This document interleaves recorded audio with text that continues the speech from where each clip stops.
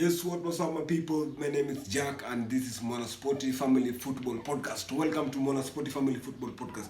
This is where you get your real football content. And right upon now, we want to talk about English Premier League as it stands at game week 11. So, we've played, the last game was game week 11 that was played the other weekend.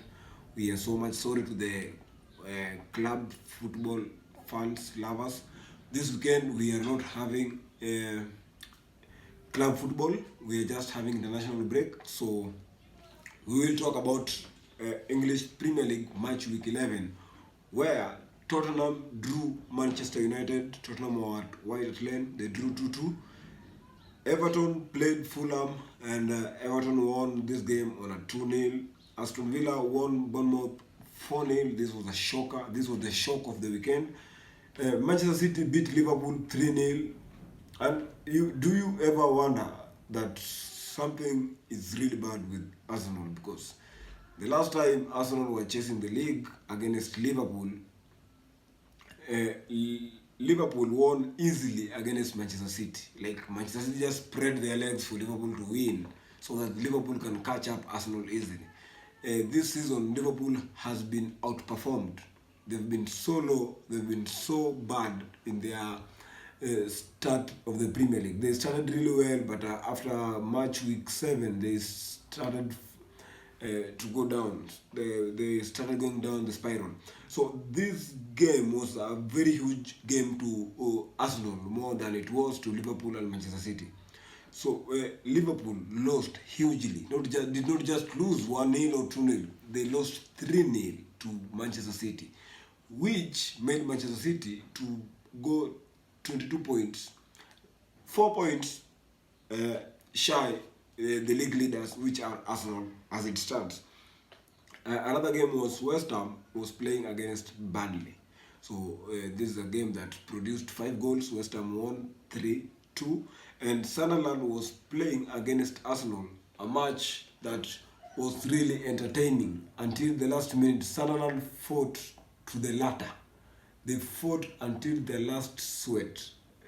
They did not just go home without anything. So Sunderland has beaten Chelsea and has taken a point against Arsenal. So I think they are in a very good position in the Premier League. Consider to what they could have been, or what we expected them to be when the season was starting. Sunderland are maybe in the top 5, I think so. Another game was Brentford versus Newcastle. So Newcastle lost to Brentford, and the Brentford won 3-1 on this game. So Newcastle, they haven't had a consistent form this season. They've been drawing, they've been losing, they've been up and down. They've not have a consistency in winning the games that as we expected them to turn out this season, compared to how they went off the Premier League last season. They were on a very top form, but come this season, they sold Isak, and I think it has affected the results so much. Even though, thanks a lot to Walter Mind, not taking this off him, but them Newcastle losing Alexander Isak to Liverpool has brought a lot of changes in that club. Maybe Alexander is not performing well at Liverpool, but could he be at Newcastle right now? Maybe Newcastle could be seeing different results week in, week out, because Alexander Isak already had clicked very well with this Newcastle team, and he knew their strong points, and he knew how to kill the game for them. So another game was Chelsea won easily against Wolves in a match that ended 0-0 on the first half. Until they brought the wonder kid Estevao, the goals then started flowing easily. Estevao is a very brilliant kid. That it's a wonder kid. I think every podcaster should be mentioning that name, because that guy is 18 years old but he's playing above his age. Man, bro is playing as if he's been in this game for so many times. So Estevao is a very good player, and I can see the future is very bright for that kid. Chelsea won that game on 3-0 thanks to Pedro Neto, and Estevao combination brought a lot of goals. So Crystal Palace drew with Brighton 0-0. This was a tough game that ended on a 0-0 draw. And also we had Nottingham winning 3-1 against Leeds. And for Nottingham, I want to talk about something. You see, it is funny how club owners and administration operate in football, because they will sell big players against the manager's wish and replace them with weaker players. Then the result starts going south and the fans agitate. They will turn around. Them administrators and the club owners, they will turn around and sack the manager as if it was the manager's fault. And the funny thing is, the fans buy this because every other time fans, when they go to the stadium, the only person they get to see on the touchline is the coach. So when things are not going right, the fans are easily to blame the coach than the club owners. Remember, the club owners sold the players that were the most efficient players in the squad.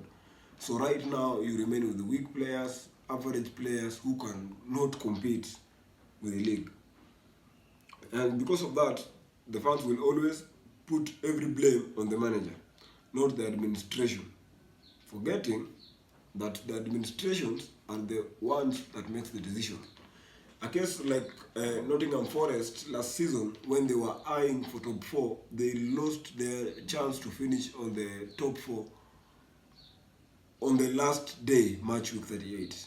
That wouldn't warrant the coach to be sacked or the players to be sold. The only thing they could have done is to trust in the players and maybe improve some parts and trust the manager and the process. So after sacking the coach, after selling some players, now this season it's not looking good for them. So the owner is always there thinking of the what next. He's been chasing coaches, coach after coach, coach after coach, and also he doesn't know that the problem began with him. He wanted more than he could chew. So right now, he's the one suffering the consequences. But the fans do not understand this. Anyway, match week 11, Arsenal are top of the table with 26 points.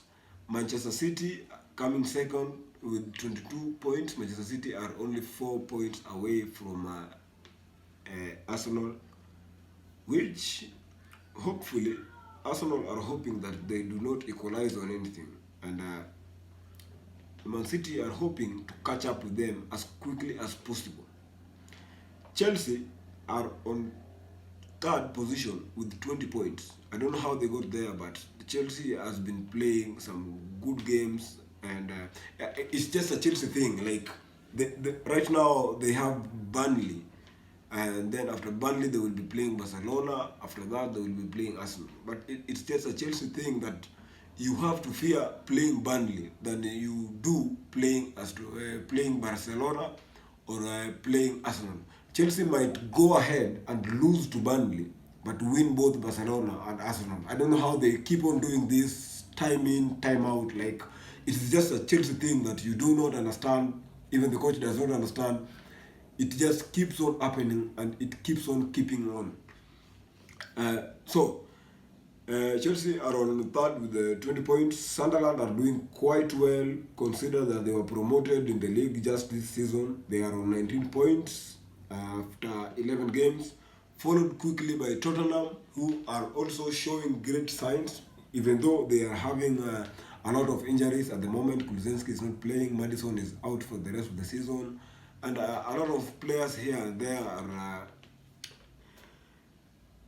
out. So Thomas Frank has since Thomas Frank took over, he's done a very great job. Right now they are sitting on the 5th position with 18 points, and I think I'll only mention top 5 for Nottingham Forest and teams that have been selling players. We will have that discussion in our next episode. Keep it up to Mona Sporty family. My name is Jack. Big salute to you.